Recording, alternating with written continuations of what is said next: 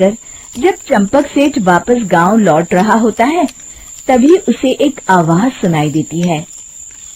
चंपक जी, ओ चंपक जी। अरे, ये तो कोई मेरा नाम लेकर मुझे पुकार रहा है। फिर उस रास्ते में वही औरत खड़ी दिखाई देती है।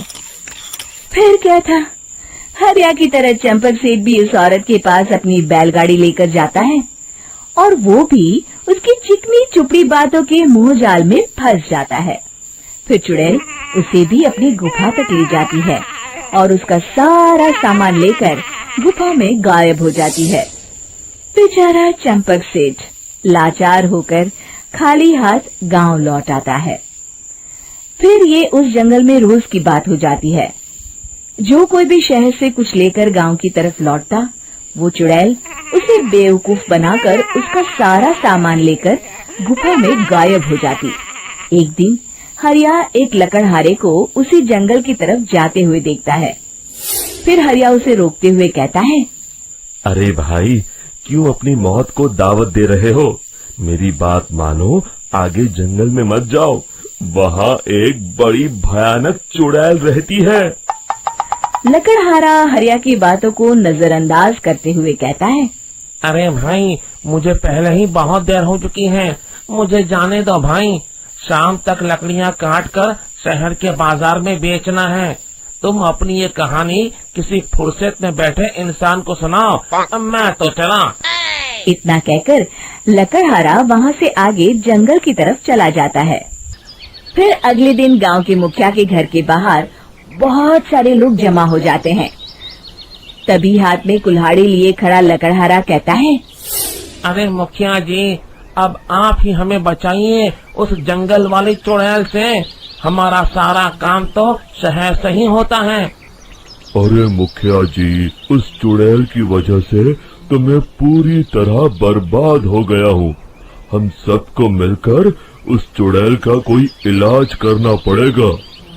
तभी भीड़ में खड़ा वीरा कहता है, आप लोग चिंता मत करिए, कल से वो चुड़ैल किसी को नहीं लूट पाएगी। मेरे पास एक बहुत अच्छी तरकीब है। तभी चंपक सेठ उसका मजाक उड़ाते हुए कहता है, अरे तेरा नाम वीरा है तो क्या हुआ? तूने अभी उस चुड़ैल को देखा नहीं है? जाकर अपना काम कर, बड़ा आया। तब मुखिया जी कहते हैं, नहीं चंपक सेठ, मुझे लगता है हमें इस लड़के को एक मौका देना चाहिए। फिर सभी गांव वाले मुखिया जी की बातों से सहमत हो जाते हैं और वीरा शाम को एक बैलगाड़ी में कुछ सामान लादकर उस जंगल की ओर चल देता है। वीरा, ओ वीरा, कहाँ जा रहा है? तभी वीरा मुड़ के देखता है, वही चुड़ैल एक औरत के रूप में खड़ी है। अरे बहन जी, मैं आपको ही ढूंढ रहा था। देखिए, मैं आपके लिए क्या लाया हूँ। अरे वाह, तो खुद मेरे लिए इतना सामान लाया है। तू ही अकेला गांव में समझदार है। जरा देखो, मैं भी खोल के, बड़े भूख लगी है। जैसे ही चुड़ैल उस सामान पर से कपड़ा हटाती है, एक भगवान शिव की तेज रोशनी उसके अंदर मूर्ति से निकलती है और चुड़ैल अपने असली रूप में आकर जलने लगती है। अरे मैं जल रही हूँ, बचाओ! बचाओ!